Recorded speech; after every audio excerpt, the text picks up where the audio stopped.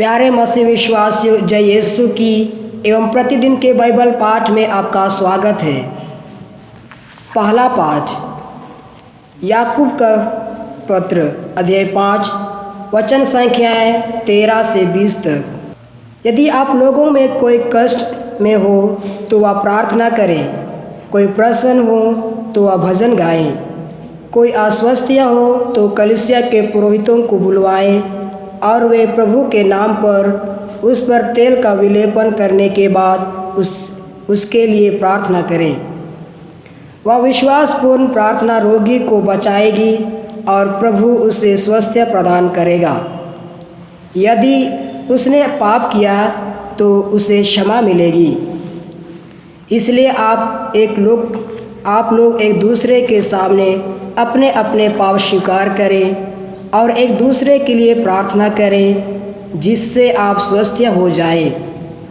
धर्मात्मा की भक्तिमय प्रार्थना बहुत प्रभावशाली होती है। एलियस हमारी ही तरह नीरा मनुष्य था। उसने आग्रह के साथ इसलिए प्रार्थना की कि पानी न बरसे और 3.5 वर्ष तक पृथ्वी पर पानी नहीं बरसा। उसने दोबारा प्रार्थना की, स्वर्ग से पानी बरसा और पृथ्वी पर फसल उगने लगी। मेरे भाइयों, यदि आप लोगों में से कोई सच्चे मार्ग से भटके और कोई दूसरा उसे वापस ले आए, तो यह समझिए कि किसी पापी को कुमार्ग से वापस ले आता है। वह उसकी आत्मा को मृत्यु से बचाता है और बहुत से पाप ढांक लेता है। प्रभु की वाणी।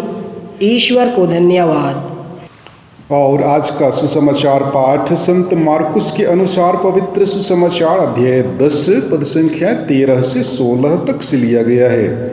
वचन कहता है, लोग यीशु के पास बच्चों को लाते थे जिससे वह उन पर हाथ रख दें, परंतु शिष्य लोगों को डांटते थे।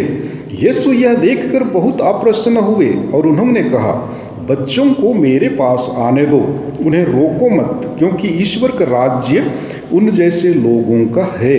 मैं तुमसे कह देता हूँ, जो छोटे बालक की तरह ईश्वर का राज्य ग्रहण नहीं करता, वह उसमें प्रवेश नहीं करेगा।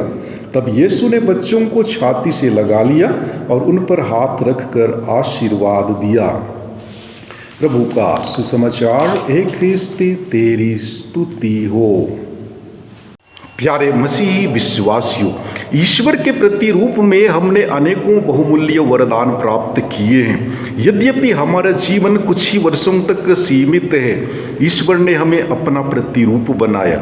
उसने हमें बुद्धि और विवेक से संपन्न किया है ताकि हम इस दुनिया को संवार सकें और सामंजस्य बनाए रखें। बच्चों को मेरे पास आने दो, उन्हें मत रोको, क्योंकि ईश्वर का राज्य उन जैसे लोगों का है। लोग अपने बच्चों को यीशु के पास लाना चाहते थे ताकि वे उन पर हाथ रखकर आशीष दें, लेकिन यीशु के शिष्य लोगों को रोकते थे। यीशु अप्रसन्न हुए क्योंकि वे बच्चों को प्यार करते थे। हमारे लिए भी बच्चे प्रिय होते हैं क्योंकि वे खुले दिल वाले होते हैं। वे किसी से किसी प्रकार का भेदभाव नहीं रखते हैं। उनके लिए सभी समान हैं। उनका चेहरा मुस्कान से खिला रहता है। ऐसे ही और बाल सुलभ सद्गुण हैं। बच्चे हमारे जीवन के लिए सबक हैं। हम भी उन्हीं के समान खुले दिल वाले होंगे, सबों का सम्मान करते तथा शांति, एकता और खुशी की सुगंध भरी महक फैलाते हैं। तो यीशु की आज्ञा का पालन करते हैं, जिन्होंने कहा है, एक दूसरे को प्यार करो जैसे मैंने तुम्हें प्यार किया है। हमारे लिए स्वर्ग राज्य खुला होगा।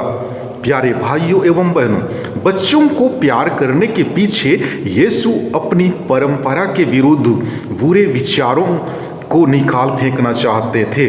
उनके अनुसार स्वर्ग का राज्य इन बच्चों जैसे मन और हृदय वालों का है। बच्चों की मनोकामनाओं को अपना कर ही कोई स्वर्ग के राज्य में प्रवेश कर सकता है। वे कहते हैं, यदि तुम फिर छोटे बालकों जैसा नहीं बन जाओगे तो स्वर्ग के राज्य में प्रवेश नहीं करोगे।